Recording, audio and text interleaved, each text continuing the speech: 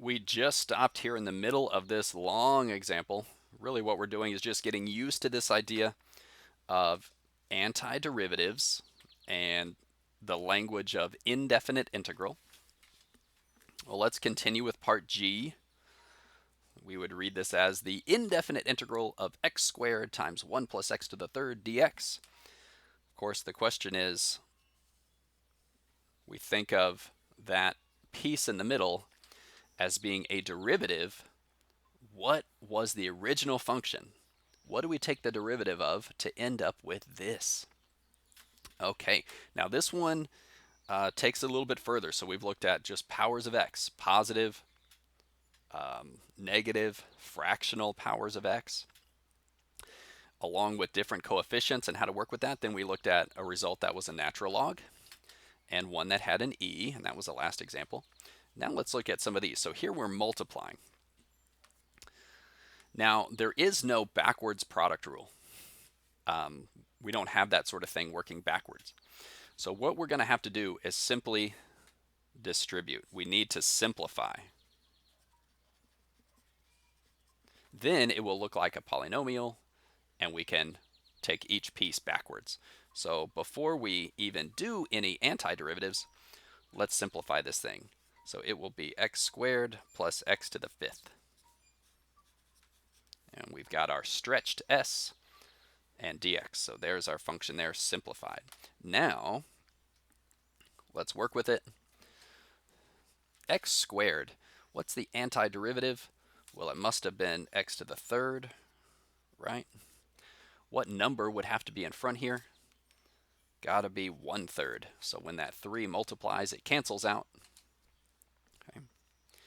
And x to the fifth, well, let's see. It must have been x to the sixth. What goes here? Gotta be 1/6. So when that 6 multiplies, it's gone. And then, of course, don't forget the plus c on the end.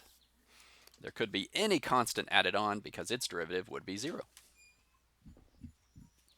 Very nice. Okay, last one.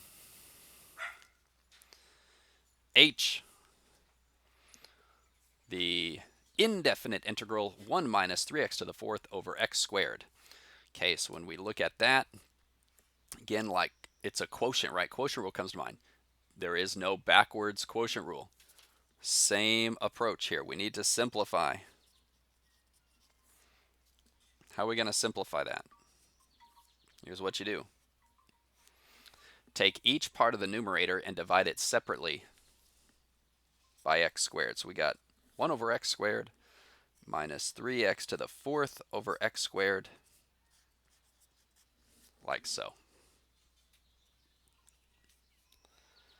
And we'll just keep working with that. I haven't done any antiderivatives yet. I can obviously simplify here. And even 1 over x squared, I need to think of that as x to the negative 2 in order to do its antiderivative. Okay, now this is much more manageable. I can do these one at a time. Well, let's see. This would have come from what? The negatives can trick you. Always add. So this would x to the negative 1. And then what should its coefficient be? So when I multiply by the negative 1, and really all I need here is a negative sign. All right. Okay, this one. Let's see. X to the third. Oh, and it's got the 3. Oh, perfect. And it's being subtracted, so that's minus x to the third. So when that 3 multiplies, I'm subtracting. Looks good. Put on the plus c. I'd be perfectly happy with this as your answer, although sometimes people like to switch this back to the fraction style. You know, it's sort of the way that we began, negative 1 over x minus x to the third plus c. This matches how the problem was originally presented a little bit better. Okay.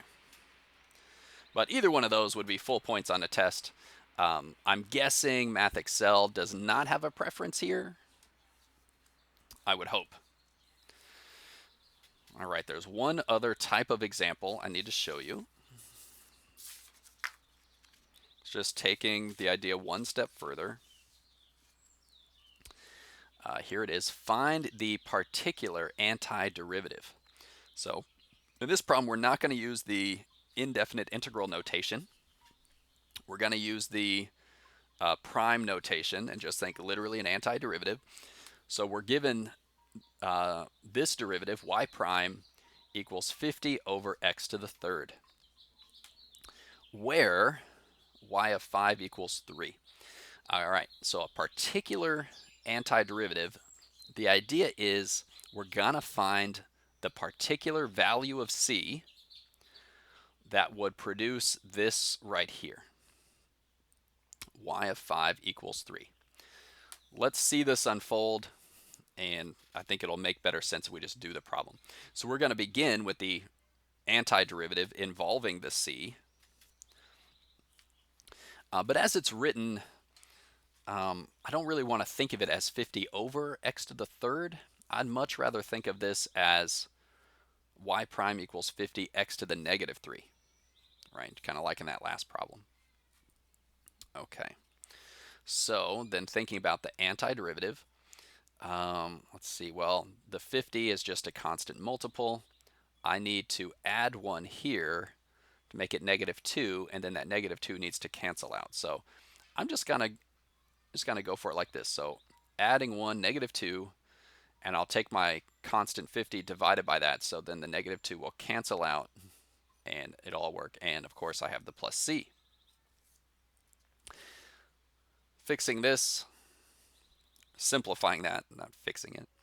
Negative 25 x to the negative 2 plus c. Perhaps some of you watching thought of this without this middle step. Oh, well, if it's 50 and negative 2, it needs to be negative 25. So negative 2 times negative 25 gets me the 50. Yeah.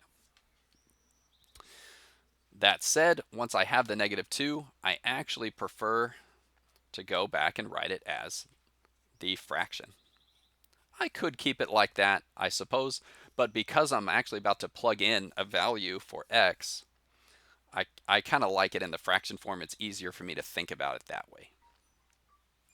Okay, so I've got the antiderivative, but I want the particular antiderivative that makes this true. So that means I'm going to find the value of c that would cause this to happen. Well, how am I going to do that?